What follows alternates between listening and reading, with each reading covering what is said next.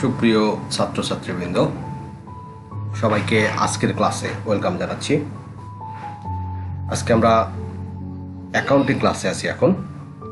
তো শুরুতে আমি আমার পরিচয়টা দিয়ে রাখি, যেহেতু ক্লাসটা একটু বড় হবে তো আমি চেষ্টা করছি একটু দ্রুত করার। তো আমি পরিতোষ কুমার লাহিড়ী, সিনিয়র প্রভাষক, হিসাব বিজ্ঞান বিভাগ, মাইলস্টোন কলেজ, উত্তরা, ঢাকা।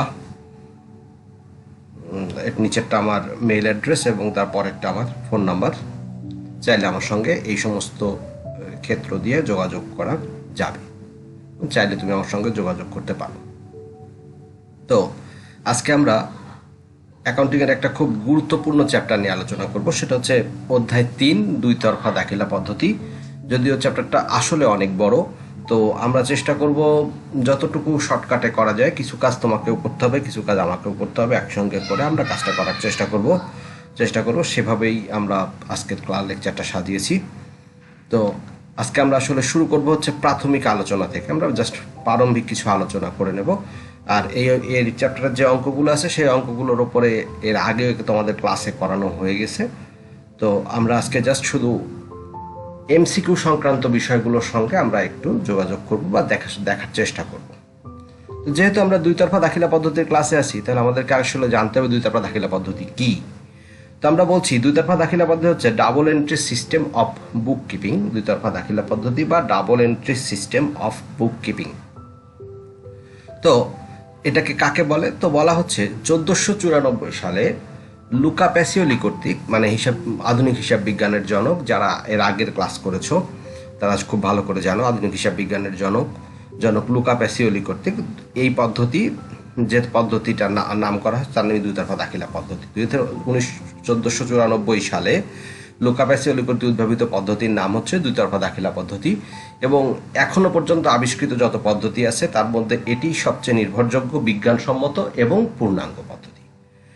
এই পদ্ধতিতে বলা হয় প্রতিটি লেনদেনের দুই বা ততোধিক পক্ষ থাকে। একটা করে লেনদেনের দুই বা ততোধিক, অর্থাৎ দুইটাও থাকতে পারে, ন্যূনতম দুইটা, এবং তার চেয়ে বেশিও থাকতে পারে। তাদের দুই ভাগ করে, অর্থাৎ দুই দিকে দুই ভাগ করে সমান অঙ্ক দ্বারা, মানে সমান টাকার পরিমাণ দ্বারা বা সমান অর্থের পরিমাণ দ্বারা, সমান সংখ্যা দ্বারা ডেবিট ও ক্রেডিট দুই ভাগে ভাগ করাকেই দুই তরফা দাখিলা পদ্ধতি বলে। তাহলে দুই তরফা দাখিলা পদ্ধতি জানতে যে আমরা দুইটা জিনিস জানলাম। একটা হচ্ছে কত সালে এটার উৎপত্তি, 1494 সালে। কে এটা তৈরি করেছে বা কে এটা নিয়ে প্রথম কথা বলে, তিনি হচ্ছেন লুকা প্যাসিওলি, যিনি আধুনিক হিসাব বিজ্ঞানের জনক। এবং কি বলা হচ্ছে, একমাত্র এটাই নির্ভরযোগ্য পদ্ধতি। আর এই পদ্ধতির কাজের ধরন কি, প্রত্যেকটা লেনদেন থেকে আমরা দুইটা পক্ষ বের করে তাদেরকে সমান অঙ্ক দ্বারা ডেবিট বা ক্রেডিট দুই ভাগে ভাগ করি। তোমাদের পরীক্ষায় কিন্তু এরকম প্রশ্ন আসে, দুই তরফা দাখিলা পদ্ধতি বলতে কি বোঝো, দুইটি ডাবল কাজ কিনা বা দুই রকমের কাজ কিনা, এরকম বিভিন্ন রকমের প্রশ্ন আসে। সেক্ষেত্রে তোমাকে দেখতে হবে, তোমাকে সবসময় মনে রাখতে হবে সমান অঙ্ক দ্বারা ডেবিট ক্রেডিট করাই হচ্ছে দুই তরফা দাখিলা, সমান টাকার অঙ্ক দ্বারা ডেবিট ক্রেডিট করা হচ্ছে দুই তরফা দাখিলা পদ্ধতি। তো আসো দুই তরফা দাখিলা পদ্ধতির মূল নীতি। তো মূল নীতি কয়টি এটা যেমন জানা দরকার, তেমনি মূলনীতিগুলোও জানা দরকার। মূলনীতি হচ্ছে 5টি।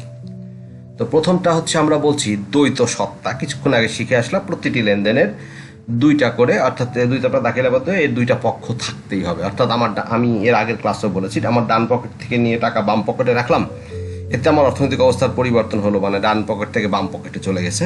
কিন্তু আসলে এখানে পক্ষ দুইটা নয়, কারণ এখানে দুইজন একই ব্যক্তি, যে টাকা নিয়েছে সেও যে দিয়েছে সেও একই লোক। যে কারণে সুবিধা গ্রহণকারী এবং সুবিধা প্রদানকারী পক্ষ যেহেতু একই, সেই জন্য আমরা এখানে এটা দ্বৈত সত্তা নয়। দ্বৈত সত্তা হতে গেলে কি করতে হবে, সেটা হচ্ছে তোমার টাকা তোমার কোনো বন্ধুকে ধার দিতে হবে অথবা কোনো ভিক্ষুককে দান করতে হবে, সেক্ষেত্রে হবে দ্বৈত সত্তা। এরপরে আসো দাতা এবং গ্রহিতা।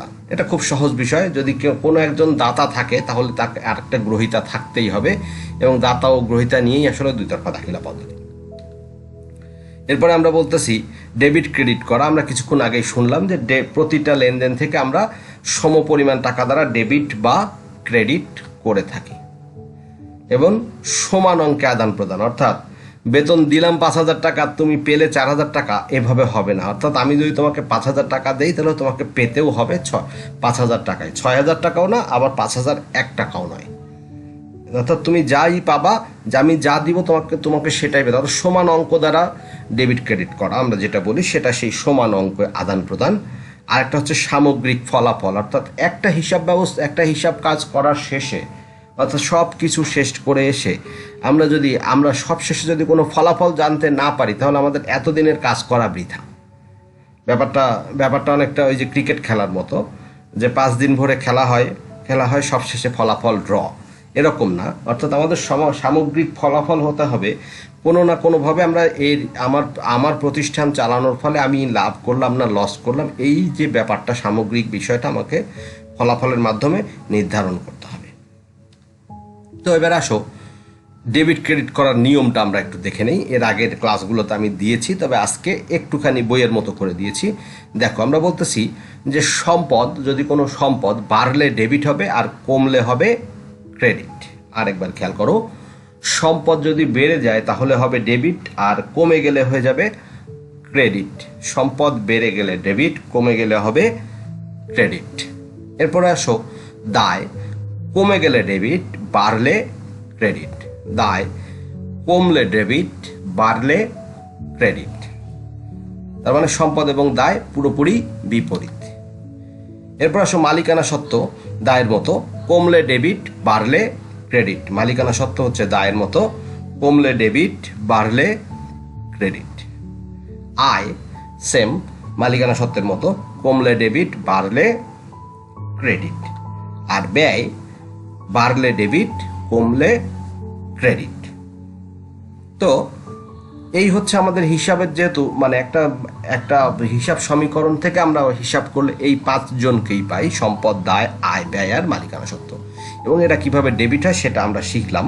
এবং তুমি মনে রাখো, এইটার উপরে ভিত্তি করে তোমার পরীক্ষায় অবশ্যই কোনো না কোনো এমসিকিউ প্রশ্ন, কোনো না কোনো নয়, অন্তত 2টা এমসিকিউ প্রশ্ন অবশ্যই হবে।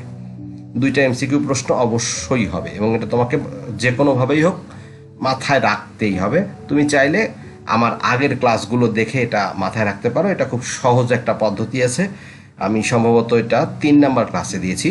তোমরা যদি কেউ আমার ইয়েতে, অর্থাৎ আমার চ্যানেলে সাবস্ক্রাইব করে থাকো, তাহলে তুমি আমার 3 নাম্বার ক্লাসটা দেখলে আশা করি পারবে।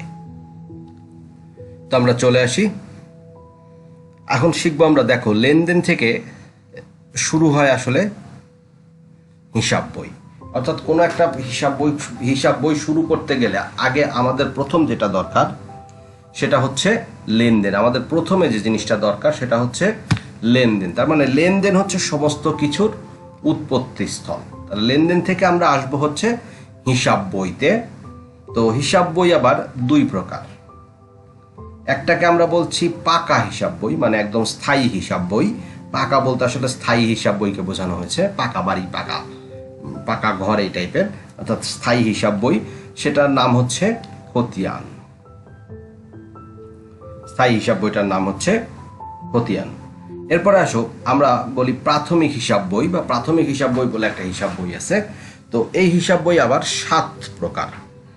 খেয়াল করো, এই হিসাব বইটা 7 প্রকার। তো প্রথমটাকে আমরা বলছি ক্রয় জাবেদা, যেখানে শুধুমাত্র ধারে ক্রয় সংক্রান্ত লেনদেনগুলো লিপিবদ্ধ করা হয়। মাথায় রাখতে হবে খুব ভালোভাবে, ক্রয় জাবেদা মানে যেখানে শুধুমাত্র ধারে ক্রয় সংক্রান্ত লেনদেন লিপিবদ্ধ করা হয়। এরপরে আছে সেটা হচ্ছে বিক্রয় জাবেদা। বিক্রয় জাবেদা কোনটা? যেখানে শুধুমাত্র ধারে বিক্রয় সংক্রান্ত লেনদেন লিপিবদ্ধ করা হয়। আবার বিক্রয় জাবেদা কোনটা? যেখানে শুধুমাত্র ধারে বিক্রয় সংক্রান্ত লেনদেন লিপিবদ্ধ করা হয়। এরপর হচ্ছে ক্রয় ফেরত জাবেদা। পণ্য ক্রয় করে যদি আমরা কখনো ফেরত দিই তাহলে যে জাবেদায় লিপিবদ্ধ করি তার নাম ক্রয় ফেরত জাবেদা।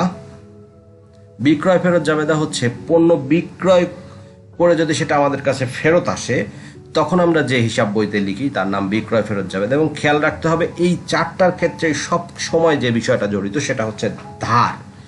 অর্থাৎ ক্রয় জাবেদায় ধারে ক্রয়, বিক্রয় জাবেদায় ধারে বিক্রয়, ক্রয় ফেরত জাবেদায় ধারে ক্রয় করা মাল ফেরত দিতে হবে, বিক্রয় ফেরত জাবেদায় ধারে বিক্রয় করা মাল ফেরত আসবে।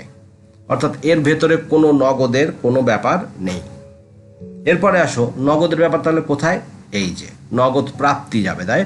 অর্থাৎ আমরা যদি নগদ টাকা পাই তাহলে লিখব নগদ প্রাপ্তি জাবেদায়। আরেকটা হচ্ছে নগদ প্রদান জাবেদা, যদি আমরা নগদ টাকা দেই তাহলে নগদ প্রদান জাবেদায় লিখব। এখন তোমাদেরকে আমি একটা ছোট্ট উদাহরণ দিই, তাহলে তুমি আর একটু ভালোভাবে বুঝবে ব্যাপারটা। ও সেটা হচ্ছে, তুমি যদি ব্যাংকে যাও দেখবা ব্যাংকে দুই জায়গায় দুই কথা লেখা থাকে। এক জায়গায় লেখা থাকে নগদ প্রাপ্তি, আরেক জায়গায় লেখা থাকে নগদ প্রদান। এখন এরা দুইজন কি একই খাতা নিয়ে টানাটানি করে? না, এদের দুইজনের জন্য আলাদা আলাদা খাতা আছে। একটা নগদ প্রাপ্তির জন্য যেমন একটা আলাদা খাতা আছে, তেমনি নগদ প্রদান যিনি লেখেন তার জন্য আর আলাদা আরেকটা খাতা আছে। তো এই জন্য এটাকে বলি নগদ প্রাপ্তি জাবেদা আর নগদ প্রদান জাবেদা। এরপরের জাবেদাটার নাম হচ্ছে প্রকৃত জাবেদা। সেটা কি? যেটা নগদ প্রাপ্তি এবং প্রদান জাবেদায় লেখা যায় না তাদেরকে আমরা লিখি হচ্ছে প্রকৃত জাবেদায়। যে সমস্ত জাবেদাগুলো নগদ প্রাপ্তি এবং প্রদান জাবেদায় লেখা যায় না তাদেরকে আমরা বলি প্রকৃত জাবেদা।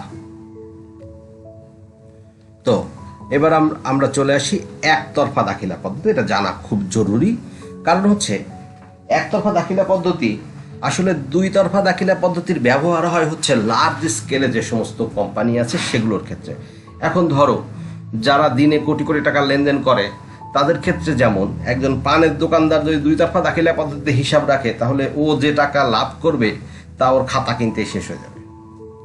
তো এই জন্য এদের জন্য একটা পদ্ধতি আছে, তার নাম হচ্ছে একতরফা দাখিলা পদ্ধতি। সেটা কাকে বলে দেখো, যে সকল প্রতিষ্ঠান আয়তনে ছোট, লেনদেন কম,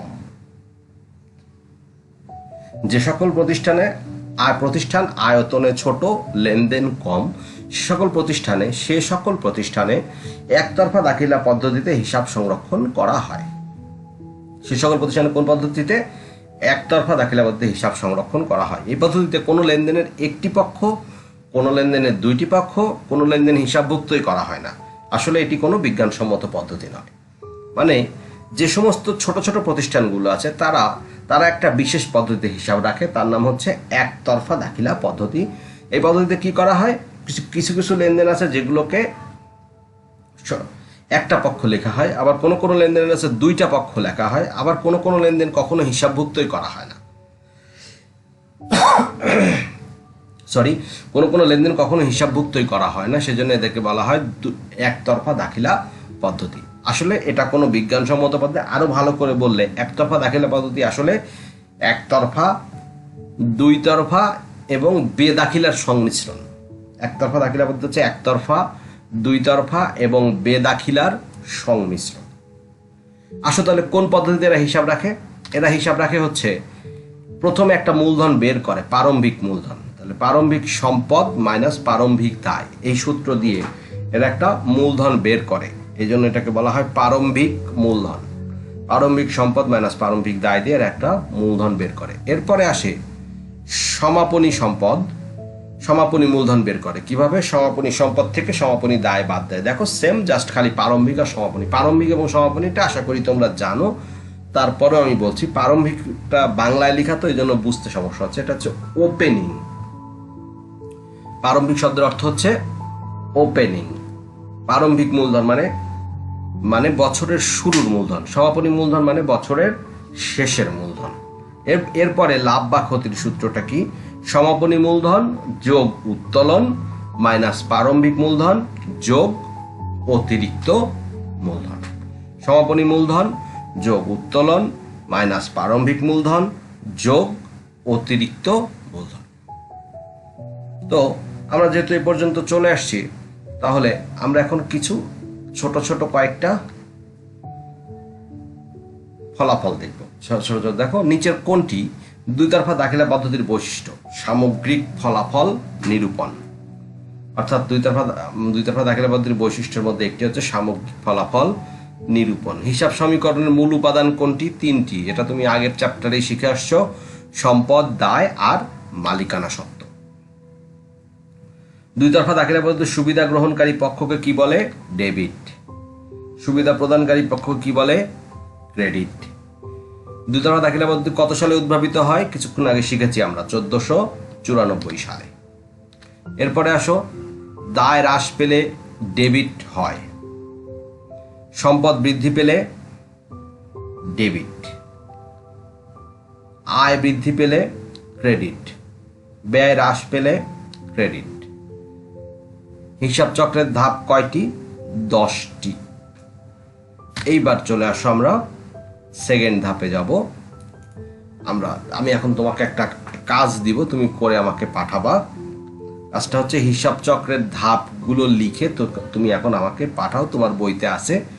তুমি জাস্ট দেখে দেখে 10টা ধাপ শুধু লিখলেই হবে, পরপর ধাপগুলো লিখে তুমি আমাকে পাঠাও। আমি হিসাব চক্র নিয়ে আজকে আলোচনা করিনি, ইচ্ছা করি। তো হিসাব চক্রের ধাপগুলো তুমি আমাকে লিখে পাঠাও। আর হোমওয়ার্কসও থাকবে খুব সহজ, সেটা হচ্ছে হিসাব চক্রের যে ধাপগুলো আছে প্রতিটা ধাপের জন্য 1 লাইন করে, তুমি যা বোঝো ভুল শুদ্ধ এখানে কোনো ব্যাপার না, তুমি প্রতিটা ধাপের জন্য 1 লাইন করে লিখে আমাকে পাঠাবা।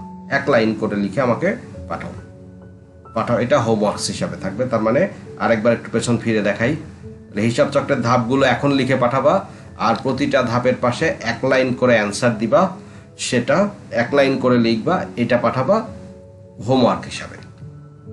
তো সময় চলে আসছে তোমাদের সবাইকে থ্যাংক ইউ বলার। এতক্ষণ আমার সঙ্গে থাকার জন্য অশেষ ধন্যবাদ। আশা করি তোমরা সুস্থ আছো এবং সুস্থ থাকো এবং বাসায় থাকো। সবাইকে থ্যাংক ইউ।